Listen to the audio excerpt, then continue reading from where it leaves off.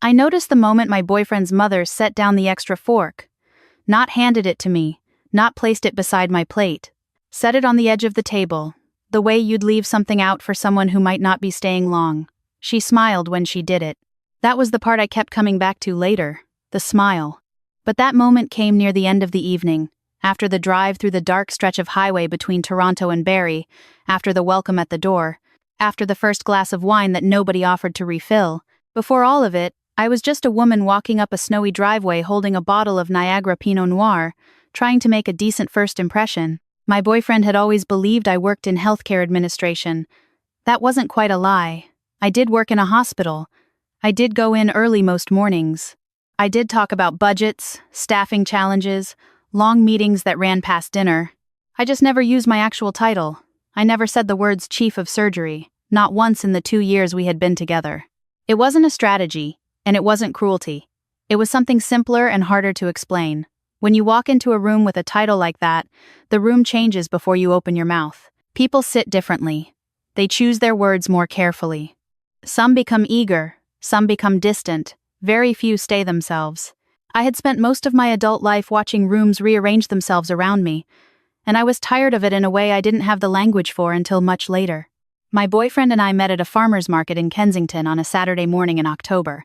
He was arguing politely with a vendor about whether a particular squash was technically a gourd. I laughed. He turned around.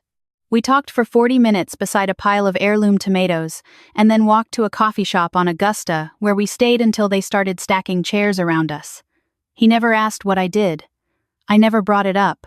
By the time it would have been natural to mention it, it had become something I was quietly protecting. When he finally asked, somewhere around our 3rd month, I said I worked at Street Michael's. He nodded. He assumed. I let him. By the time he proposed on a Tuesday evening in our kitchen with slightly burned risotto on the stove, it had felt too complicated to untangle. So I stayed quiet. Not because I was ashamed of what I had built, but because I wanted someone who knew me before they knew what I was worth on paper. When he invited me to meet his parents for the first time, I agreed without hesitation. You'll love them, he said. They're very down to earth. Salt of the earth people. I smiled. That's fine. What I didn't say was that I was curious. Not about whether they would love me. About who they would be when they thought I was nobody. His parents lived in a brick house on a quiet street in Barrie.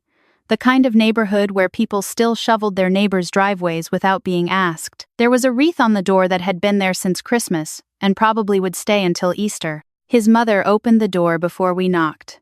She had warm eyes and the kind of laugh that arrived before the joke did. His father came down the hallway behind her, wide-shouldered, unhurried, a retired pipefitter who had worked 30 years for the same company and considered that a point of pride. So you're the one he's been hiding, his father said, shaking my hand once, firmly. I smiled. Apparently so. He nodded in a way that meant he had already formed an opinion and was simply waiting to confirm it. Inside the house smelled like roast pork and wood smoke. Hockey memorabilia on the walls.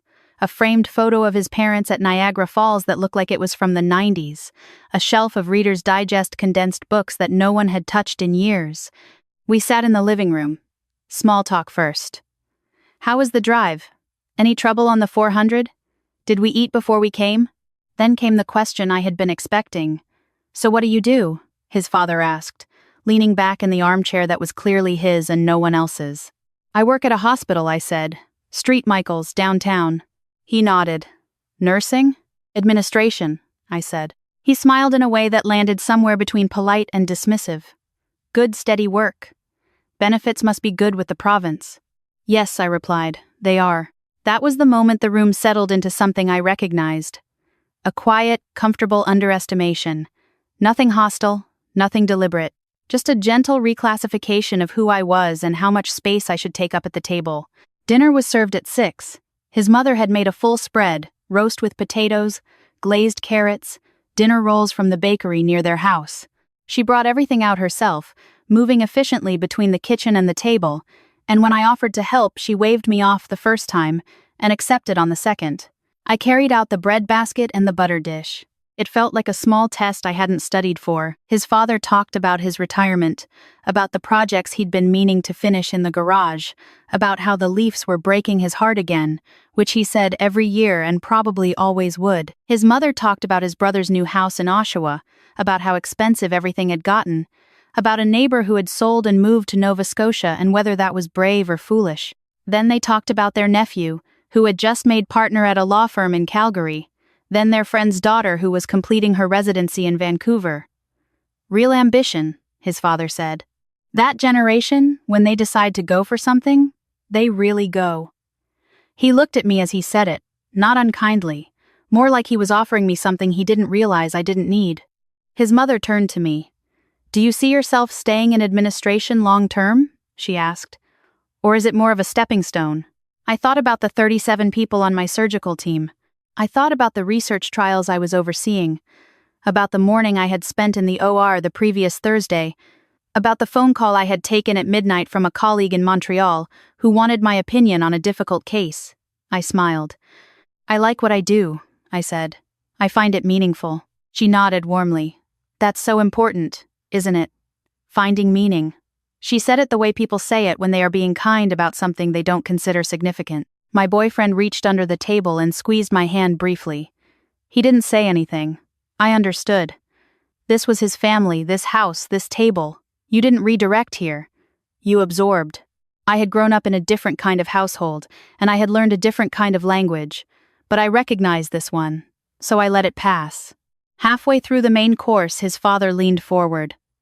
"So is there a path upward in your field?" he asked. "Can you move into something more senior?"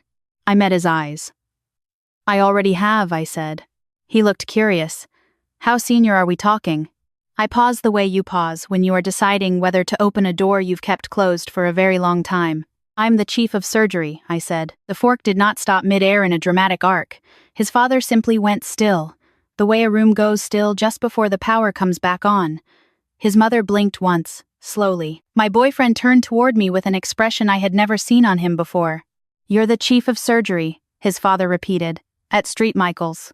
"Yes." He looked at his son. "She's the chief of surgery at St. Michael's." My boyfriend cleared his throat. "I know. I'm learning that right now too." His father sat back. His mother set down her fork. The kitchen clock ticked 4 times in the silence. "That's one of the top hospitals in the country," his father said finally. "Yes," I said. "It is." He looked at me for a long moment. The way you look at something you thought you understood and are now recalculating from the beginning. "Well," he said quietly. That was when everything shifted. Not into anger, not into embarrassment, or at least not the kind anyone named out loud. Into something else. A sudden, careful attentiveness that had not been there before. His mother got up and came back with the good bottle of wine, the one that had been sitting on the sideboard since Christmas. His father pulled my chair in when I stood to get a glass of water, which he had not done when I first sat down. My boyfriend looked like a man who had missed several pages of a book he thought he'd been reading carefully. "So you're actually—" he started, then stopped. "You're actually in charge of the whole department." "Yes. Like, surgeons report to you. Among others. Yes." He rubbed the back of his neck. Okay. And you didn't tell me because I wanted to know who you were first," I said quietly. "Before you knew what I was." His father cleared his throat. "I owe you something," he said. "For how I spoke earlier." I nodded. "Thank you." He hesitated. "We may have had the wrong impression." I looked at him calmly. "You had the impression I gave you," I said. "That was the one I chose." He didn't know what to do with that. Neither did anyone else at the table. We finished dinner. The conversation resumed, but it moved differently now. Every question felt like the beginning of an interview. How long had I been at St. Michael's? Had I trained in Toronto or elsewhere? What drew me to surgery specifically? They were not being unkind. They were trying very hard, in fact. Too hard. The kind of effort that looks like respect but feels like recalibration. His father called me Dr. Chen twice before I asked him not to. "I'm just May," I said. "At least tonight." He nodded but kept the formality in his posture even after he dropped it from his speech. We drove home largely in silence. My boyfriend turned the heat up and kept both hands on the wheel. After a while, he said, "I don't know how to feel right now. That makes two of us," I said. He glanced at me. "Are you angry at me?" "No. I'm not angry." "You seemed quiet." I was listening. He didn't say anything for a stretch of the 400 where the snow had started again, and the highway lights blurred orange in the wet. Then he said, "I feel like I missed something important, like it was right in front of me and I just didn't look." "Most people don't look," I said. "That's sort of the point." The next morning he left for work earlier than usual. He kissed me on the forehead the way he always did, but there was something measured in it. Like he was trying to be careful with something he had underestimated. I sat at the kitchen table with my coffee, and let the quiet settle around me. Nothing terrible had happened. No one had been cruel. No voice had been raised. And yet something had come loose. Not broken exactly, just revealed. I replayed the dinner in my mind, but not the obvious moments. The fork on the edge of the table. The comment about good steady work with provincial benefits. The way his mother's voice had softened with that particular kind of warmth reserved for things you find charming without taking seriously. None of it was malicious. That was the part that stayed with me. The politeness of it. 3 days later his mother called. Not my boyfriend, his mother. She asked if I would like to come for lunch the following Sunday. "Just the four of us," she said. "Nothing formal. I'd love to make my tourtière. I've been told it's the best in Simcoe County." I laughed, genuinely. "I'll be there," I said. Lunch was quieter than dinner. More careful. His parents had clearly talked between themselves, and whatever they had said had produced a kind of revised attentiveness. His father held the door. His mother had set the table with the nicer placemats. They asked questions that were different in quality from the ones at dinner, less comparative, more genuinely curious. What made me choose surgery? What was the hardest part of the job? Did I find it isolating? Being at the top of something? That last question surprised me. I looked at his father. "Sometimes," I said honestly. "Yes." He nodded slowly. "I imagine the view from up there can be a bit lonely." "It can be," I agreed. He was quiet for a moment. "I suppose we didn't make it any less lonely the other night." "No," I said. "But you also weren't trying to. That's different." He frowned slightly. "How is that different?" "Intentional unkindness is something you can address," I said. "Unintentional indifference is something you have to decide whether to carry." He sat with that for a long moment. His mother refilled my water glass without being asked. My boyfriend walked me to the car afterward. He had been quieter than usual through the whole meal, watching more than participating. In the driveway, he said, "I noticed something today." "What's that?" I asked. "They were trying to impress you," he said, "and 2 weeks ago they were trying to manage you. Same people, same table, completely different energy." "Yes," I said. He looked at me. "Is that what it always feels like?" "No. Sometimes it's worse. At least they're making an effort." He was quiet. Then he said, "I think I've done the same thing without knowing it." "Probably," I said. "Most people have." He didn't flinch at that, which I noticed. The weeks that followed were strange and revealing in ways I hadn't anticipated. His mother sent a message asking if I preferred anything particular when visiting. His father forwarded an article about a new cardiac wing opening at a hospital in Hamilton and wrote beneath it, "Thought you might find this interesting." They were trying. I could see the effort in every small gesture. But I also saw what was underneath the effort. The respect was real, the warmth was real, and yet it had arrived after the information. It was conditional on what they now knew. That distinction was something I had no idea how to unfeel. One evening, my boyfriend and I were doing nothing in particular, sitting on the couch with different books, a pot of tea going cold on the coffee table. He put his book down and looked at me. "Can I ask you something?" "Of course," I said. "If you had actually been in administration," he said, "if that was the real story, do you think they would have liked you?"